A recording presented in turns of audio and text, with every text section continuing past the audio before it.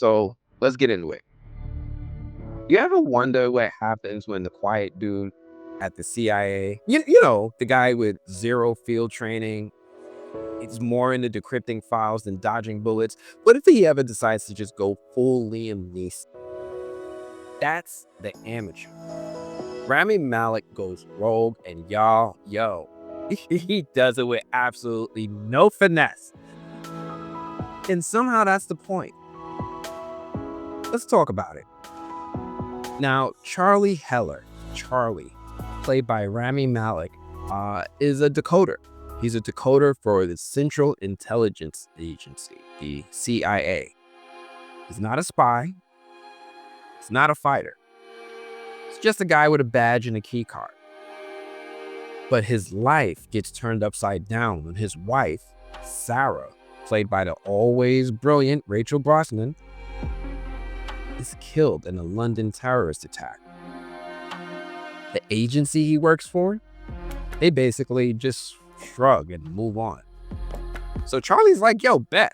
This man decides to go DIY justice. No weapons training, no spy gadgets, just grief, trauma, and an insane amount of smarts. He ain't Jason Bourne. He's more like Jason Boring turned terrifying. Now, Rami Malek is giving peak awkward genius energy. Think Mr. Robot, but with more emotional instability and way fewer hoodie changes. His performance, raw, vulnerable. You believe that this man is unraveled. You also believe he might accidentally hack your phone if you piss him off. Now, Rachel Brosnahan is bringing warmth and purpose to Sarah. She's a climate activist whose death isn't just a plot point, it's the movie's heartbeat. Their love, subtle, it's mundane, it's boring. But that's what makes losing it hit so damn hard. You lose your best friend. You lose those quiet moments. Brings a tear to your eye, almost like Up. Then you have Caitriona Balfe as Inquiline, a hacker, a loner, and Charlie's digital ride or die. Their chemistry is like watching two broken clocks try to sync. It's clumsy, but it's somehow perfect. And Laurence Fishburne, he's out here playing a CIA field instructor with that I'm too old for this covert ops nonsense vibe, but he still manages to steal every scene. Now, director James Hawes doesn't turn this into a slick action flick, right? There's no dramatic glow-ups. There's no sudden ninja training montages. Charlie doesn't become James Bond. He becomes resourceful. And that's a hell of a lot more relatable. We've seen enough super soldier flicks. What we haven't seen is a nerdy analyst using code, grief, and Google Translate to dismantle international terror cells. Now, the cinematography is low-key stunning, right? From foggy London to sun-baked Istanbul, every frame feels like it's soaked in tension and drama. The camera follows emotion, not just explosions. And yes, they actually shut down St. Pancras Station to shoot this thing. So if your Eurostar got delayed last year, blame Rami. Worth it. Now, The Amateur isn't just about flashy action. It's about grief. It's about rage and a man realizing he can't sit in the basement anymore. It's slow burn emotional espionage with just enough bullets to keep your heart rate up. Now, Malek delivers a performance that's sharp, messy, and human. The movie asks, how far would you go for the person you love? And what would it cost you? I'm giving The Amateur a lot of emotionally wrecked CIA cards. It's cerebral, it's tragic, it's got Fishburne. What more do you need?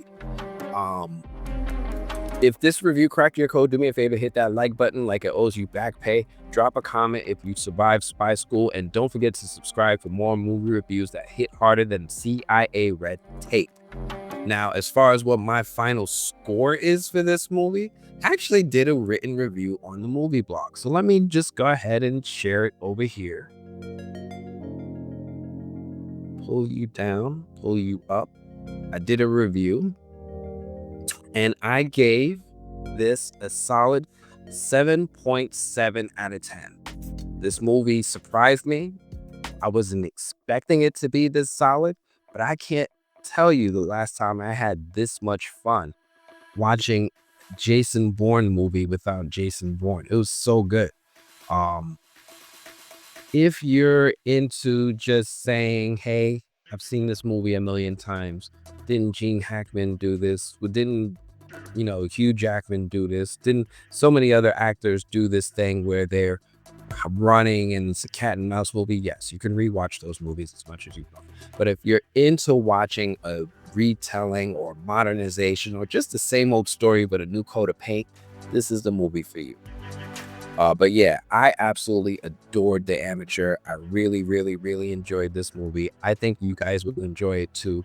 But let me know if this is even something that you were checking for. This movie comes out Friday, y'all. It comes out this Friday, 2 days. So I know while we're waiting for Sinners to release next week, you got a whole nother movie right here waiting. Do it. The weather's getting nice. The cherry blossoms are blossoming. Go outside and go inside and watch this movie for 2 hours. But yeah, let me see what you guys are saying. Hold on. I've seen this film. You seen this film? You was at the screening? You a critic? But seriously though, I am from the 9th Ward in New Orleans. I'm not afraid of anything in the world except Maine, thanks to Stephen King. Nobody should go there. Nobody. And From is telling us not to go there neither. There's nothing in Maine. Get your lobster from other states like everybody else. Go down to New Hampshire. No, not New Hampshire. Rhode Island. Go get your lobster from Rhode Island like the rest of us. What's a film without a montage?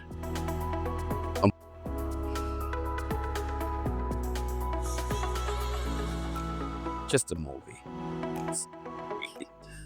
Oh, I give this thing a watch along with The Accountant 2. Yeah, The Accountant 2 is coming. I've been sitting here on the side, on the fence as to whether or not I was going to put in how much effort I was going to go in to see that movie. But The Accountant 2 is coming, and The Amateur is a great way to bide your time until then. Marquisha's giving me hearts. No, it's a remake of the 1981 film with the same name. So, The Amateur, maybe? I don't know. I didn't see the original one. This one's cool. I should have saw the original one, but you know why? Because it was 2 years before I was born. But I didn't see the original one, but I like this one. I'm not one of those types that's like, oh, if it's a remake, I'm not seeing it. I'm seeing it, right? One of my favorite remakes, Al Pacino, Scarface. I'm not going to sit there and miss out on that. Anyway, that's all I had for this one. Were there any other topics? Was there anything else that we wanted to talk about before I disappear? Let me see. I think I covered everything. I think I did. I mean, we talked about a lot. We talked about a whole lot, right? We talked about, obviously, The Amateur. We talked about Sinners. We talked about Final Destination. We talked about Doom 3. We talked about Predator, Killer of Killers. We talked about Severance with my interview with Tramell Tillman and Zach Cherry. We talked about Murderbot. If you guys don't forget to go watch the Murderbot trailer, because this one looks like it's probably going to get covered. We saw that Last of Us got renewed for season 3. There was a lot that we talked about tonight. But anyway, I think that's all I have for this one. Look, I appreciate y'all. I love y'all. Thank y'all for riding with me and being patient with me. I know we got to get back to our regular Monday night movies. I might, again, work on rebranding the movie blog. I might rebrand the name of the live stream. And I think I'm going to lean towards, I think I have a name in mind. But you got some of you long-term fans won't be surprised. But yeah, thank you all. I really appreciate it. What are you saying, Fernando? This is going to be fire. He's really good in the Robot TV series. Yeah, he was great in Mr. Robot. This was a fire stream. You created it today, sir, as always. Yeah, all this news is breaking today, so I had to. It is effort to get this stuff together. So I appreciate you noticing, and I appreciate you coming through, Fernando, as always.